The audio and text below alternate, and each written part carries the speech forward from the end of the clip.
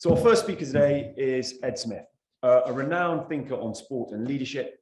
Ed played cricket for Kent, Middlesex and England, and was Chief Selector for the England cricket team from 2018 to 2021. He's co-founder of the Director of the Institute of Sports Humanities. As Chief Selector for the England cricket team, Ed pioneered new methods for building successful teams and watched his decisions tested in real time on the pitch. During his 3-year tenure, England won 7 out of 10 completed matches, which is better than any time period before or since, and showed for the first time today the tools he introduced as a selector. His new book, Making Decisions, captures the immediacy of life at the sharp end, while also exploring frameworks and top levels of sport, business and the arts. Decision making is revealed as a creative enterprise from a reductive system. Ed, welcome. Thanks very much.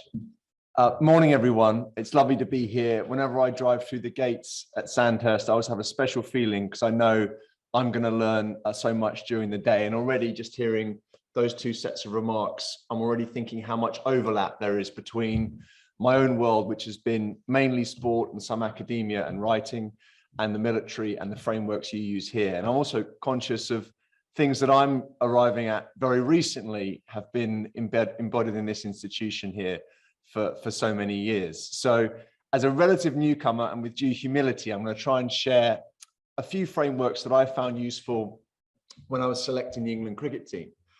And the first one, Duncan's already touched on, which is irreverence and surrounding yourself with your own harshest critics. The day I became selector for England cricket, the story was on the back page of the Times, and I'd been warned about this difficult player. Everyone said there'll be one difficult player and it'll be straight at you, badgering you. When am I going to get picked? You know, when's my chance to shine? That's exactly what happened. So there he is, day one. When are you going to pick me for the England team? He said, you know, brandishing a copy of the newspaper. And I said, well, I can't do that, actually. I can't do that at the moment. It's not possible. He said, okay, not this year, but next year you're going to have to pick me. Deal. And the player in question was my son, who was 4, about to turn 5 years old. But he wasn't finished yet. He said, well, if I'm too young, how old were you when you got picked for England? And I said, I was 26. And he said, how old were you when you stopped playing for England? And there was an uncomfortable pause before I said, that was also 26 years old. He said, not long then. And why did you stop playing for England? And that was one of those early tests. Anyone in the leadership position knows you're going to have an early test. Are you prepared to be honest? And I thought, well, I better get in the habit of having these difficult, honest conversations. So I said, well, the reason I stopped playing for England is they found somebody better.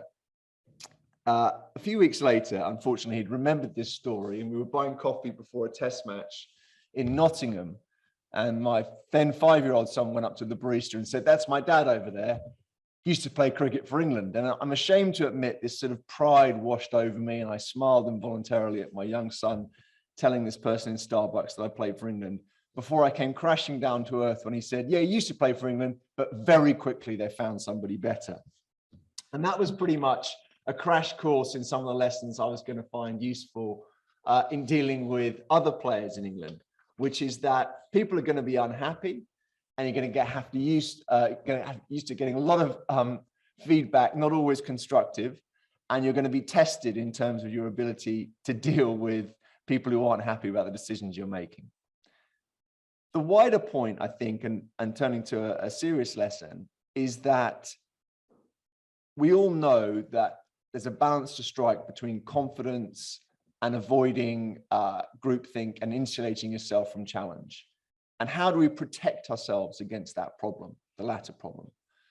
And the answer, I think, is nurturing an environment which is free from fear. When I was a captain, I always used to think that I wanted as many irreverent players around me as possible.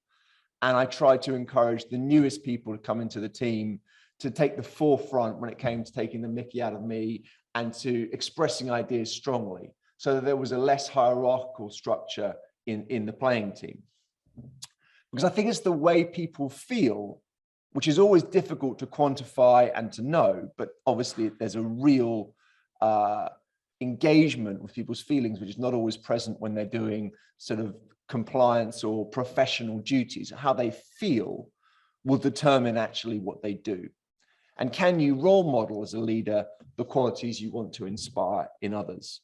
And in my case, at first as a captain and then as a selector, that meant healthy criticism and intellectual irreverence. I wanted people I worked with as a selector, I wanted their first loyalty to be towards the truth, and only then towards me and to the institution.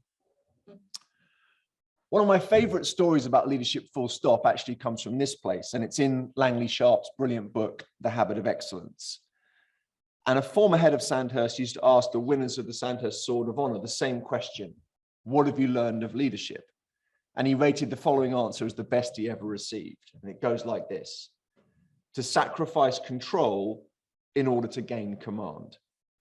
And nothing I have to say today is more profound or concentrated in its intelligence than that insight from that young cadet. But what I want to do is lay out 4 frameworks that I found helpful in selecting England teams.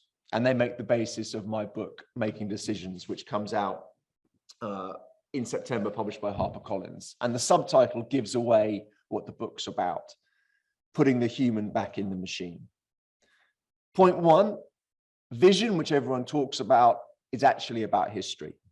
Point 2, train the bureaucracy not to think like a bureaucracy. 3, innovation brings enemies even when it succeeds. And 4, we as human decision makers aren't done yet. What do I mean by vision is about history? I think effective decision making is bound up with an essential grasp of the past. And that's also why arguments about history form such an emotive and important part of team life. In order to shape the future of the team, you'll almost certainly have to form a coherent picture of the team's past, and then persuade other people in the team that your interpretation of history is true.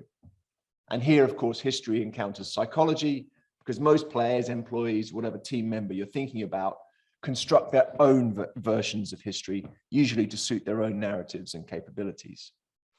What was Nietzsche's quip about Wagner, that where he lacked a capacity, he invented a principle? And that's true for most human beings.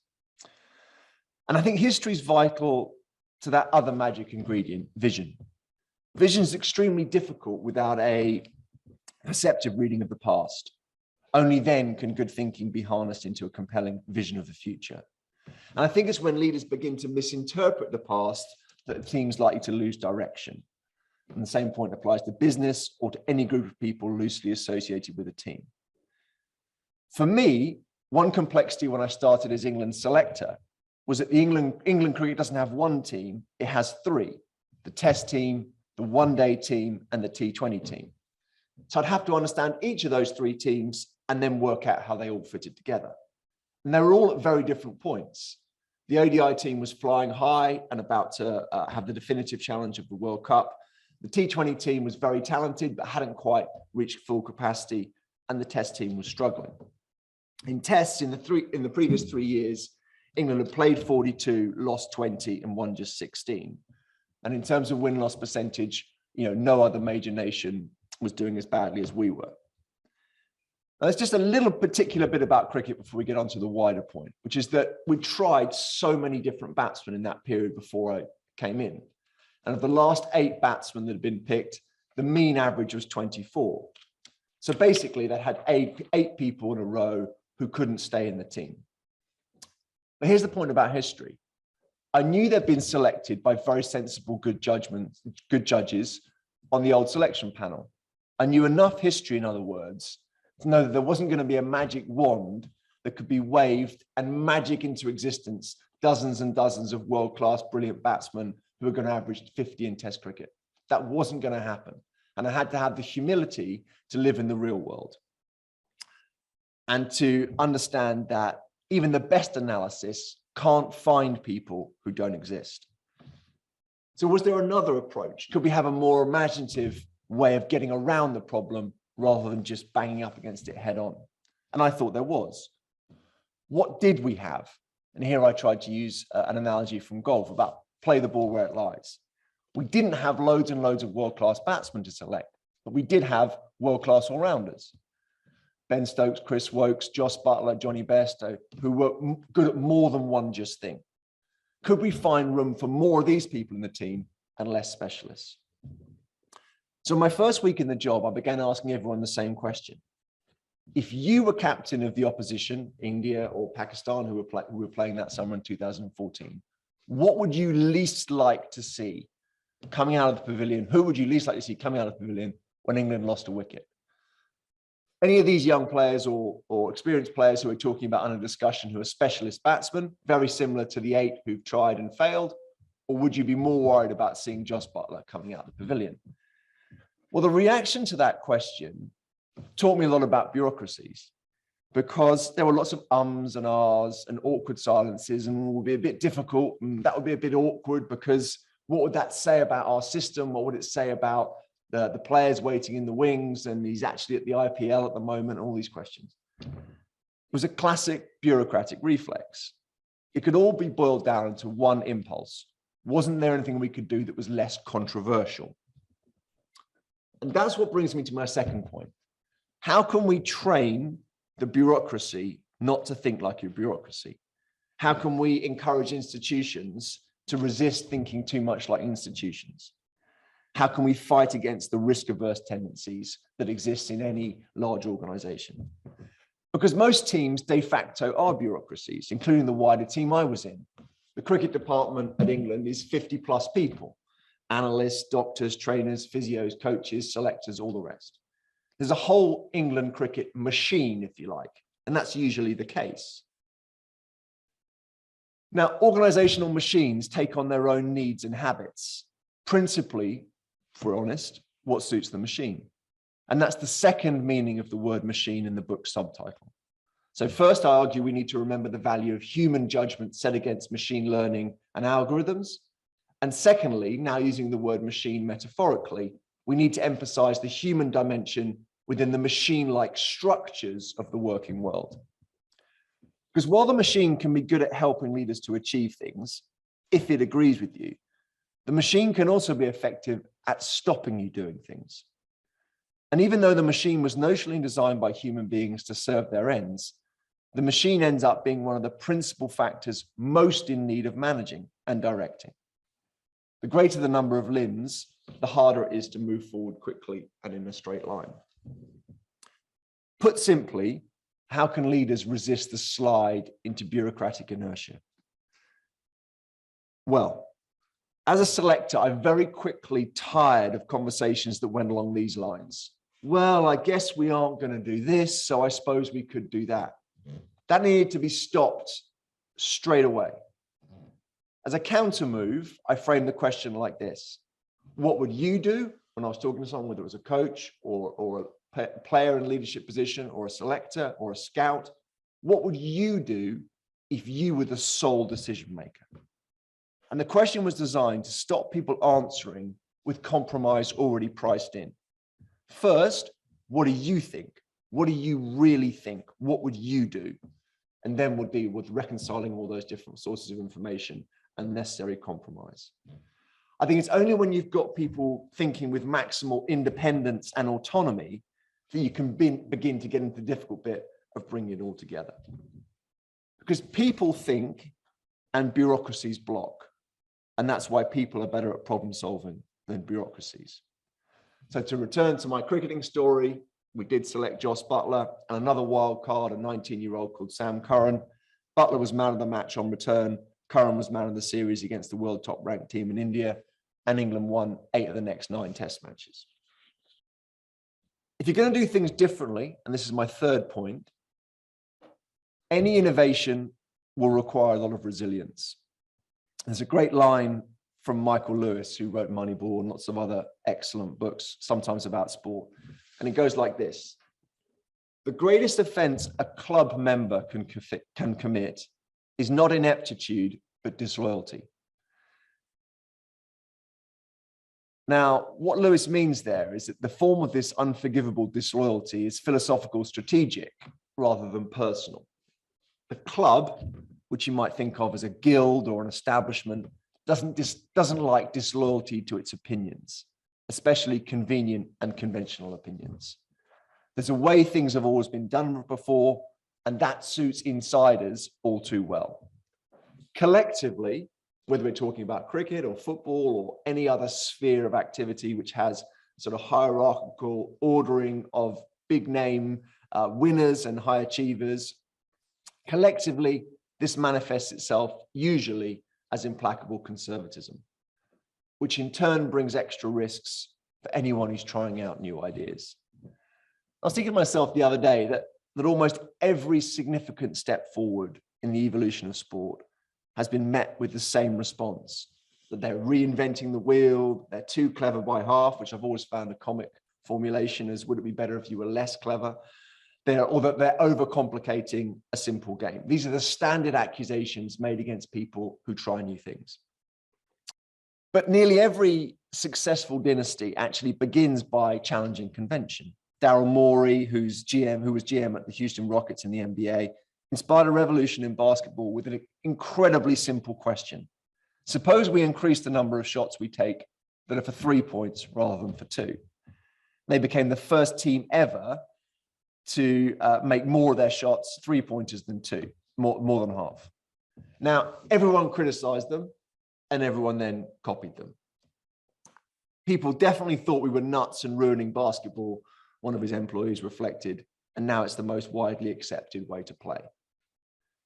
So Morey's basketball teams were prepared to accept what I think of as a negative metric, that of missing a higher percentage of shots in return for the higher value of the shots they did make.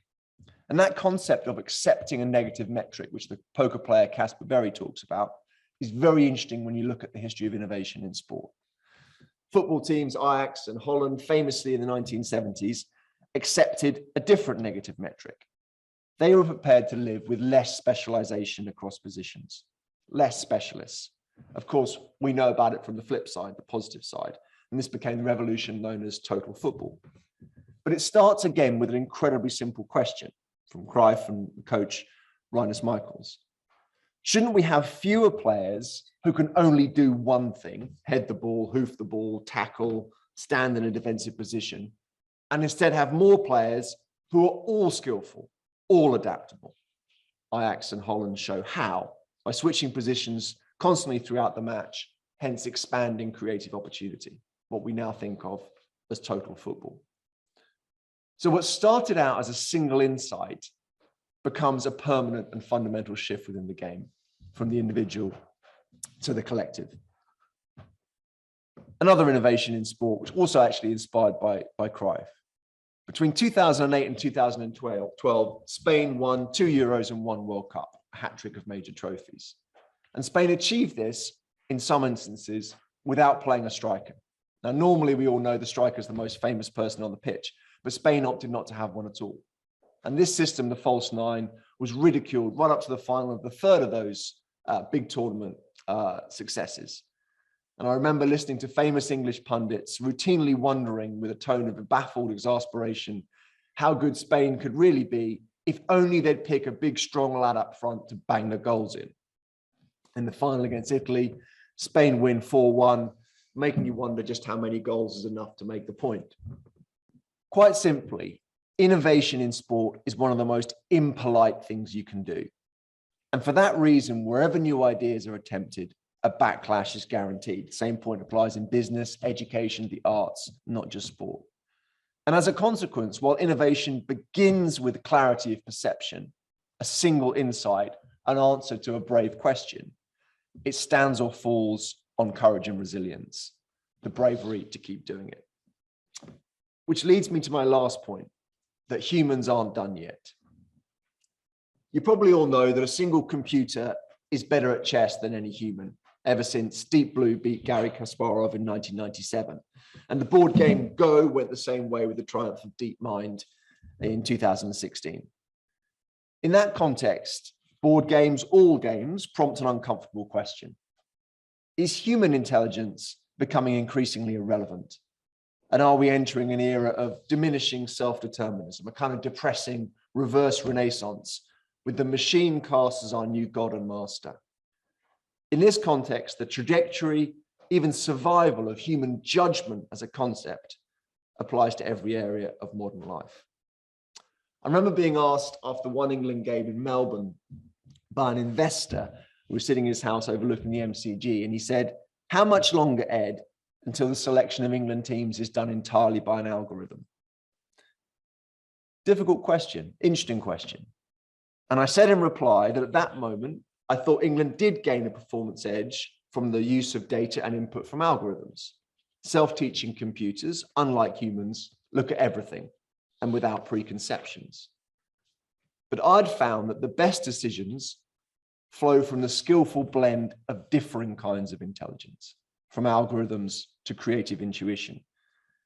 And the ability to weigh and reconcile the artistic and the scientific strands of decision-making is itself a distinct art, and very close, I think, to the heart of the matter of making decisions.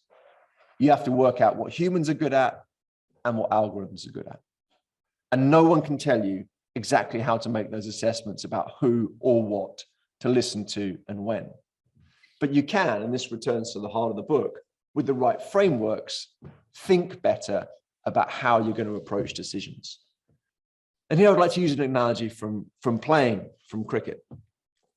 I think the approach to decision constitutes a significant portion of what's under our control.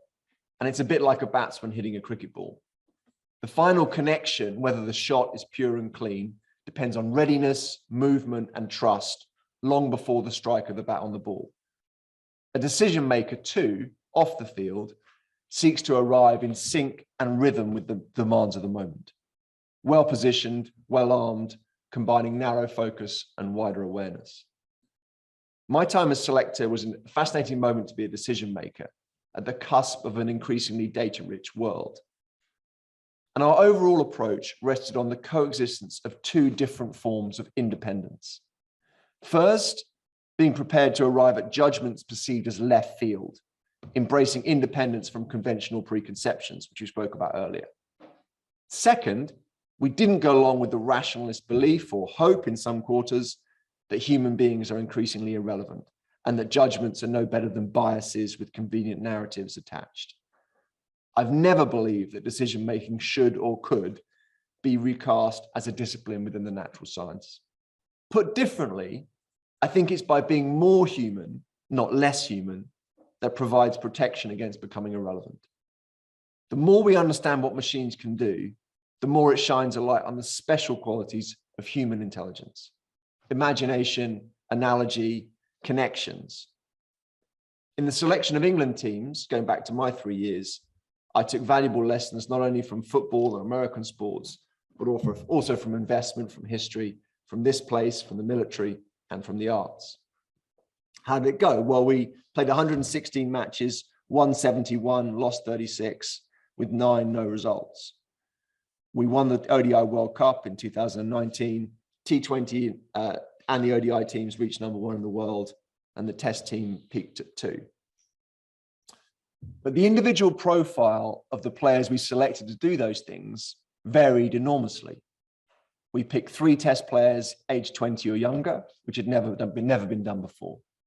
But we also picked a veteran who'd last played for England 9 years ago, which had also never been done before. The only pattern was there was no pattern. And data alone didn't and couldn't lead us to Joss Butler or to Sam Curran. Those selections owed more to problem solving and openness to imaginative thinking. I think that's the flip side of really understanding data. It encourages us to stay close to the things that only humans can do. A paradox that demands a strange mixture of humility and boldness. It's also why we should resist trying to quantify everything, especially leadership. And while there was no pattern, there was a guiding principle. Very simple. What was best for the team? Instead of selecting individuals, we saw ourselves as building teams. The right player would only emerge after we'd first grappled hard with the team dimension. And so instead of beginning with an abstract wish list, what I called moving away from executive search, we want a player who looks like this or whatever, we move towards what does the team need now and in the future. Now, the ability to stand back and see the wider picture, especially the complexity of team dynamics, remains a specialism of human beings, not computers. My father's a novelist, my mum's an art teacher. And over time, in making my own decisions, I've learned to listen to those strands of my character too. An effective decision maker needs a shaping apprehension, an authentic voice, a style, just like an athlete or an artist. Finally, and this is my last point today, I discovered not only that the human dimension remains intrinsic to making good decisions, but also that decision making is bound up with being human.